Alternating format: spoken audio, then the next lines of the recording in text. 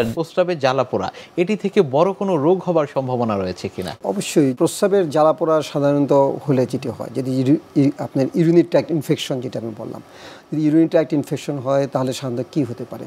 সাধারণত দেখা যায় যে সেটি কিডনিকে পর্যন্ত এফেক্ট করতে পারে, যেটা আমরা পাইলোনেফ্রাইটিস আমরা বলে থাকি, তাই না? তো সেখান থেকে রিকারেন্ট ইউরিনারি ট্র্যাক্ট ইনফেকশন হলে ইউরিনারি স্টোন ডিজিজ ফর্মেশন হতে পারে, যেটা পাথর হতে পারে। তো সাধারণত এই ধরনের কমপ্লিকেশনগুলো হয় এবং সেখানে হিমাচুরিয়া পর্যন্ত হতে পারে, যেটা আমরা বলি যে প্রস্রাবের সাথে রক্ত যাওয়া। এবং অনেকের ক্ষেত্রে দেখা যাচ্ছে যে রক্ত যাওয়ার সময় কিছু ক্লট হয়ে যায়, রক্তটা জমাট বেঁধে যায় এবং প্রস্রাব বন্ধ হয়ে যেতে পারে, যেটা আমরা বলে থাকি যে রিটেনশন অফ ইউরিন। তো এই ধরনের কমপ্লিকেশনগুলো সাধারণত ইউরিনারি ট্র্যাক্ট ইনফেকশন থেকে হতে পারে এবং দেখা যাচ্ছে যে ইউরোসেপসিস ডেভেলপ করে, সেই ক্ষেত্রে পেশেন্ট ইউরোসেপসিস হয়ে গেলে পুরো বডিতে সেটি এক পর্যায়ে ছড়িয়ে পড়ে এবং পরবর্তী পেশেন্টের ডিএসি ডেভেলপ করে, শকে চলে যায় এবং যেটার জন্য পরবর্তীতে আইসিইউ ম্যানেজমেন্ট পর্যন্ত দরকার হতে পারে। এই ধরনের কমপ্লিকেশনগুলো সাধারণত দেখা যায়। আমরা অনেক সময় দেখি যে ইউরিন কালচার পরীক্ষা করছেন কিন্তু সেখানে কোনো জীবাণু পাচ্ছেন না, এবং আমরা তাদের ক্ষেত্রে এই হিস্ট্রিও পাই যে তারা আসলে অনেক আগে থেকেই অ্যান্টিবায়োটিক শুরু করে দিয়েছেন।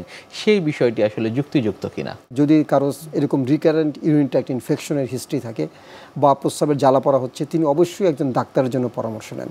তাহলে হবে কি যে আপনি যদি অ্যান্টিবায়োটিক না খেয়ে যদি ডাক্তারের কাছে আসেন, তাহলে ওই ডাক্তার কিন্তু তাকে চিকিৎসা করার জন্য একটি স্পেস পায় এবং সেখানে সে কিন্তু তখন তাকে বলতে পারেন যে আপনি এই ধরনের উপসর্গগুলোর জন্য এইটা এই পরীক্ষাগুলো করেন এবং ওই সময়টায় তাকে একটা আমরা অ্যান্টিবায়োটিক দিতে পারি। সেটা হলো যে আমরা ওই অ্যান্টিবায়োটিক কালচার দেখে তখন যদি প্রয়োজন হয় আমরা সেটা চেঞ্জ করার, সেটা আমরা তখন চেঞ্জ করতে পারি। কিন্তু আপনি যদি কালচার দেওয়ার আগেই যদি অ্যান্টিবায়োটিক স্টার্ট করেন তাহলে আমাদের কিন্তু সেটা প্রবলেম হয়ে দাঁড়ায়। এবং বিশেষ করে আপনি দেখবেন যে প্রায়শই ঘটনাটি ঘটে ফার্মেসিতে গেলে, এবং ফার্মেসির যারা আছেন ওরা সাধারণত এই ধরনের কাজগুলো করে থাকেন এবং ওরা আসার সাথে সাথেই জ্বালা পোড়া, বাট সেটা কিন্তু ইউরিন ট্র্যাক্ট ইনফেকশন না, তারা আপনি কেন তাকে একটি অ্যান্টিবায়োটিক প্রয়োগ করবেন? এবং এই অ্যান্টিবায়োটিক প্রয়োগ করে একসময় দেখা যাচ্ছে যে অ্যান্টিবায়োটিকগুলো রেজিস্ট্যান্ট ডেভেলপ করে যাচ্ছে। সুতরাং প্রস্রাবের জ্বালা পোড়া করলেই আপনি যে অ্যান্টিবায়োটিক খাওয়ার যেটা ধারণা, এই ধারণা থেকে সরে আসা উচিত। প্রস্রাবের জ্বালাপোড়া এর চিকিৎসা পদ্ধতি কী কী রয়েছে?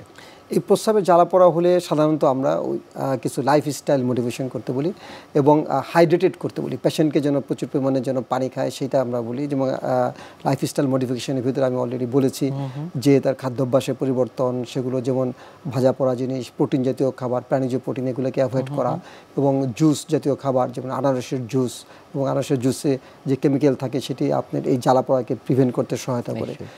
এবং ধরেন তারপরে আমরা কিছু ওষুধ প্রয়োগ করে থাকি।